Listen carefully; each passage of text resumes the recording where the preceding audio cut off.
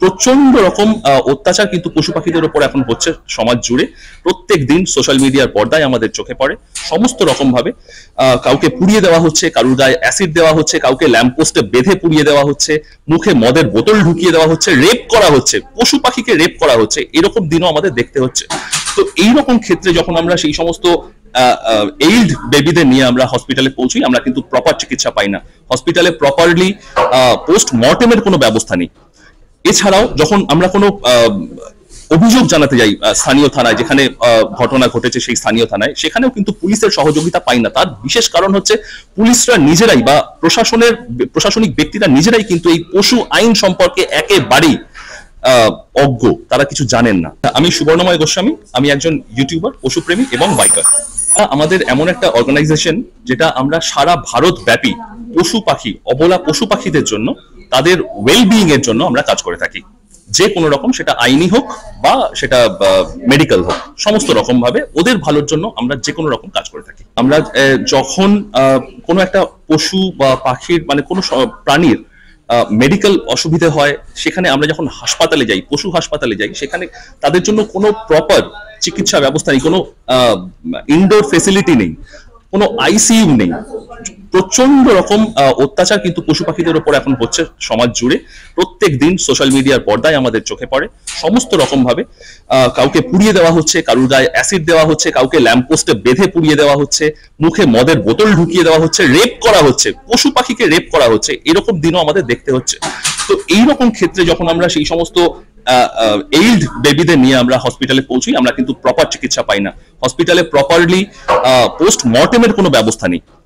এছাড়াও যখন আমরা কোনো অভিযোগ জানাতে যাই স্থানীয় থানায়, যেখানে ঘটনা ঘটেছে সেই স্থানীয় থানায়, সেখানেও কিন্তু পুলিশের সহযোগিতা পাই না। তার বিশেষ কারণ হচ্ছে পুলিশরা নিজেরাই বা প্রশাসনিক ব্যক্তিরা নিজেরাই কিন্তু এই পশু আইন সম্পর্কে একেবারেই অজ্ঞ, তারা কিছু জানেন না, তাদের সেভাবে টেক কেয়ারই করা হয় না। সুতরাং তারাও আমাদের করে না। এবং শুধু তাই নয়, আমরা যখন ফিডাররা বা কেয়ার গিভাররা, লোকাল কেয়ার গিভাররা, আমরা যখন তাদের খাওয়াই বা তাদের জন্য কিছু কাজ করার চেষ্টা করি, লোকাল পিপলরা কিন্তু তাদের অকথ্যভাবে তাদের উপর অত্যাচার শুরু করে। এই সবকিছুই কিন্তু অ্যাওয়ারনেসের অভাব। হ্যাঁ, যে এটা এআরডি ডিপার্টমেন্টের করার কথা। আচ্ছা, সমস্যাটা হচ্ছে এই যে এর মধ্যেই কিন্তু সমস্যা লুকিয়ে আছে। কারণ পুলিশ অফিসাররাও বা পুলিশ বলাটা আমি প্রশাসনিক ভাবে বলবো, প্রশাসনিক ভাবেও কিন্তু কোনো রকম স্টেপ নেওয়া হচ্ছে, অ্যাওয়ারনেস তৈরি করা হচ্ছে না। সঠিকভাবে অ্যাওয়ারনেস কিন্তু তৈরি করা হচ্ছে, যে কারণে মানুষের মধ্যে এই অজ্ঞতাটা থেকে যাচ্ছে। আমার লক্ষ্যটা হচ্ছে সমস্ত নেবারিং কান্ট্রিগুলো মোটরসাইকেলে আমার কভার করা, এবং একটাই তার মেসেজ আমি দিতে চাই যে পশু পাখিদের প্রতি সদয় হন, তাদের ভালোবাসুন, তাদের ওপর অত্যাচার করবেন না। আচ্ছা ঠিক আছে, আপনি ভালো নাই বাঁচতে পারেন, কিন্তু দয়া করে তাদের উপর অত্যাচারটা করবেন না। আমার নাম হচ্ছে সুস্মিতা মণ্ডল, আমি পশুদের নিয়ে কাজ করি, মেনলি রাস্তার কুকুর বিড়ালদের নিয়ে কাজ করি। রাস্তার কুকুর বিড়ালরা, এদের কোনো ইকোনমিক্যাল ভ্যালু নেই, মানে এরা মানুষকে টাকা পয়সা দিয়ে, মানে দুধ দিয়ে বা ডিম দিয়ে এরা হেল্প করতে পারে না। তো এরা আমাদের সমাজের কাছে ব্যাপ্ত, তাই জন্য এদের উপর টর্চারগুলো হয়। বিভিন্ন মানুষ বিভিন্ন রকমভাবে ওদের উপর টর্চার করে, গায়ে অ্যাসিড ঢেলে দেওয়া, এদের পুড়িয়ে মারা, এদেরকে ঢিল দিয়ে মারা, এদের ছুরি দিয়ে মারা, মানে যত রকমভাবে টর্চার করা যায়, মা কুকুরকে পিটিয়ে মারা, গায়ের উপর তুলে দেওয়া, সব রকমভাবে এদের উপর টর্চার করা হয় এদের সংখ্যাটা পাড়ায় কমিয়ে দেওয়ার জন্য। এরা কুকুর চিন্তা করছে আমাদের অসুবিধা হচ্ছে, কুকুরের মিটিং টাইমে আমাদের অসুবিধা হচ্ছে, তাই এদের সংখ্যাটা কমিয়ে দিতে হবে। এর জন্য এদের উপর টর্চারগুলো হয়। এদের উপর যে টর্চারটা হচ্ছে, যখন নাকি এই টর্চারটা হওয়ার কথা নয়, কারণ এদের উপর টর্চার হচ্ছে কারণ এদের সংখ্যাটা বাড়ছে। সংখ্যাটা যদি একটা কমিয়ে দেওয়া যায়, এই কমিয়ে দেওয়া দায়িত্বটা কার কমানো? এটা সরকারের দায়িত্ব।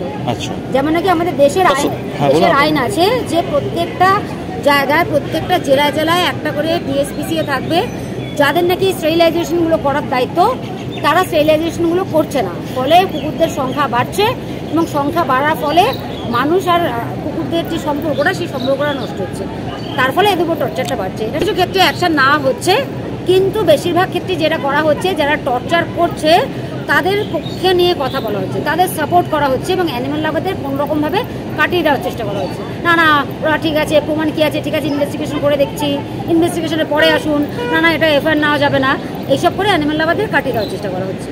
যে অর্ডারগুলো রয়েছে, সেই অর্ডারগুলোকেই আমাদের সরকার কোনোভাবে মান্যতা দিচ্ছে না। আমরা অবিলম্বে চাইব সরকারের বিভিন্ন ডেজিগনেটেড পার্সনের কাছে সেই অর্ডারের কপি গেছে, হাউজিং কমপ্লেক্সগুলো, বিশেষ করে রাজারহাট নিউটাউন চত্বর জুড়ে বিশাল বিশাল সব হাউজিং রয়েছে, প্রত্যেকটা রেসিডেন্সিয়াল কমপ্লেক্স থেকে ওদেরকে কিন্তু একেবারে পুরোপুরি বিলুপ্ত করে দেওয়ার পরিকল্পনা করা হয়েছে, কখনো বীজ দিয়ে কখনো পিটিয়ে মেরে। এমনকি এই অর্ডারটাও আছে যে কোনো সিকিউরিটি গার্ড কিন্তু হাতে লাঠি রাখতে পারবে না। অ্যানিমালসদের উপরে যে টর্চারটা হচ্ছে বা তাদের যে কি বলবো ট্রিটমেন্ট অন টাইম আমরা দিতে পারছি না তাদেরকে, সেটার এগেইনস্টে আর কিছুই না, যাতে পলিটিশিয়ানস বলুন বা যারা অ্যাডমিনিস্ট্রেশন আছে যারা ভালো লেভেলে আর কি, তাদের চোখে যাতে পড়ে। যদি কুকুর কামড়ায় তার মানে এই না যে সেটা তাকে রিলোকেট করতে হবে বা তাকে মেরে ফেলতে হবে। যদি কুকুর কামড়ায় তার জন্য আমাদের অ্যান্টি র্যাবিস ভ্যাকসিনেশন আছে। যেরকম আমরা রাস্তায় হাঁটতে হাঁটতে আমাদের কোনো গাড়ি মেরে দিতে পারে, সেটা একটা অ্যাক্সিডেন্ট, কুকুর কামড়ানোটাও কিন্তু একটা অ্যাক্সিডেন্ট।